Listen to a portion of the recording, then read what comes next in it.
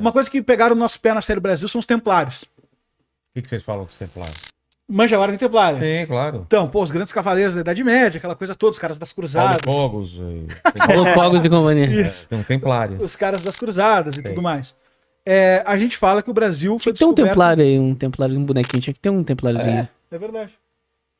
Se duvidar, deve ter. Deve- Deve ter por aí. A gente fala lá na série Brasil que o Brasil foi descoberto por herdeiros da ordem templária. Você tá zoando. Porra, meu, mas eu não tô, entendeu? Mano, olha isso, cara. E aí os caras parecem, não, pô, vocês querem meter uma narrativa pro brasileiro se sentir importante. Cara, de certa forma é legal, realmente. Pô, legal pra caramba. Né? Dá um clima massa, mas é só o que é, porque existia a Ordem Templária, todo mundo sabe. Filipe IV, o Belo, ele extinguiu a Ordem Templária na França, ele fez um conchavo lá com o Papa Clemente V, extinguiu a Ordem Templária. Tem documentação bem viva disso, não é nem um ponto polêmico na história. Isso aí nem é Isso não é polêmico. polêmico. Todo sim. mundo tá junto, tá? E aí tem uma narrativa que é o seguinte, os Templários Na foram... verdade, não tem nada polêmico. Não tem nada polêmico, mas toda é essa difícil construção. pegar. Vou dar de novo a fonte. Que é, os caras saíram da França, exilados, alguns morreram, Jacques de Molay, aquela coisa toda conhecida. Ele foi queimado. Alguns foram para Portugal. Portugal foi o único país que não atendeu a ordem do Papa de proibir os templários, mas também não queria deixar a ordem templária ali para não criar uma dissidência com a igreja. Qual era a narrativa que a gente viu nos historiadores e tudo mais? Existem uma série de reuniões que ocorrem e existe uma transferência de recursos da Ordem do Templo, da Ordem dos Templários, para o governo ali, para o estado de Portugal. E anos depois, próximo ali, eu não me lembro se chega a passar uns 5 anos ou um ano depois, mas passa um período, é fundada em Portugal a Ordem de Cristo.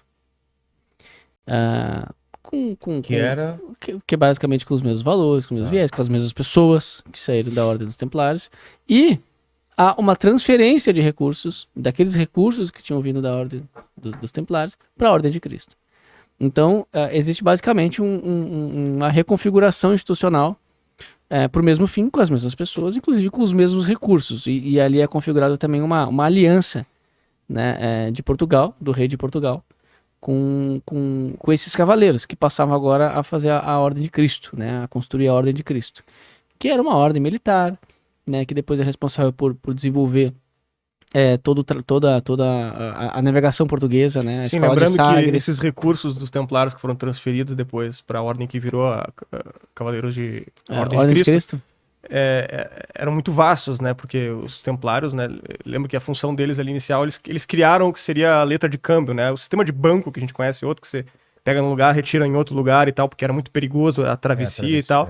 Foi eles que criaram isso, então, né? Com isso, obviamente, eles acumularam muita riqueza, né?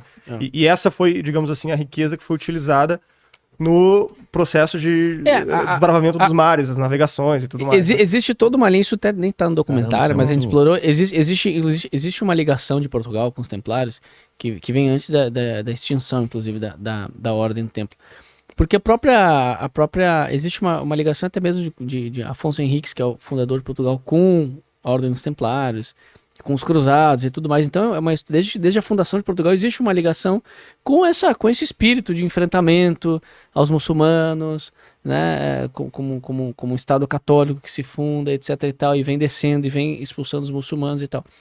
E aí depois, com a formação da Ordem de Cristo, que abriga os templários, né,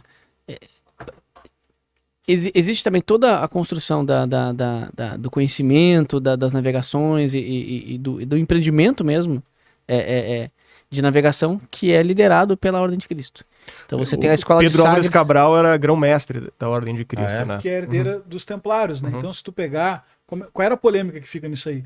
A Ordem de Cristo é ou não é herdeira dos Templários? Essa é a polêmica, tá? Cara, a gente foi até irracionalmente fundo nessa questão. A gente viu lá... Tradução de bula papal. Cara, existe o documento oficial que poderia permitir isso, é uma bula papal, que o Papa escreve. E a igreja dá a ordem. Quibus cultus, o nome da bula. Se jogar no site do Vaticano, vai vir uma porra de um documento em latim, escaneado, etc e tal. Nós mandamos para um professor nosso, especialista nisso, traduziu, tá lá. A gente botou a bula, na hora que a gente fala isso no documentário, a gente bota a bula lá na tela. Que é, sim, os bens da ordem de Templária passaram para a Ordem de Cristo. E os membros também foram abrigados na Ordem de Cristo. Ou seja, não há polêmica, é uma herança. Pedro Álvares Cabral sendo grão-mestre da Ordem de Cristo, fazendo a navegação e na missa de despedida da navegação de Portugal, tendo mencionado a missão expedicionária e divina, é consciente que eles estão fazendo as grandes expansões da fé, digamos, que os templários faziam. Ponto, cara. Os templários faziam isso nas cruzadas, depois a Ordem de Cristo sucedeu isso aí, por motivos burocráticos e tudo mais. Os membros tinham uma ligação, práticas algumas comuns, os templários estavam polêmicos no final, mas práticas algumas comuns, e a missa também declara isso. Não só a missa, como do outro lado do oceano, aí tu pula pro outro lado do oceano, tu tem a certidão de batismo do Brasil, que é a carta de Pero Vaz de Caminha. E a carta de Pero Vaz de Caminha não vai estar dizendo assim, ó, caraca, olha só, achei uma caverna cheia de ouro, vamos tomar tudo. Não é isso que ela está dizendo. Achei uma terra com um povo bom e aqui a gente pode evangelizar, cristianizar, etc e tal. Então, cara, não sou eu que estou tentando empurrar uma história. São os documentos que estão colocando onde tem também um pouco de polêmica e a gente não toma partido, né? É também assim, se esse pessoal chegou no Brasil sem querer, né, ou por querer, e a gente também não toma partido, mas coloca o pessoal falando, e os historiadores colocam com um ponto de vista, que é o seguinte, olha, sem querer ou querendo, como o espírito do tempo, né, português católico, era de providência divina, de estamos aqui, estamos cumprindo a vontade de Deus. O cara chega lá, sem querer ou por querer, o cara chega, olha aquilo e fala, chegamos na terra de Santa Cruz. Isso aqui é o nosso destino, etc e tal. Mas claro, vai ter especulação dizendo que aquilo era consciente, que eles tinham mapas antigos, etc e tal, Ilha Brasil, não sei o que, tal. E vai ter historiadores dizendo, não, tá aqui, tá muito evidente que foi sem querer, é um erro de percurso, acabaram caindo no Brasil.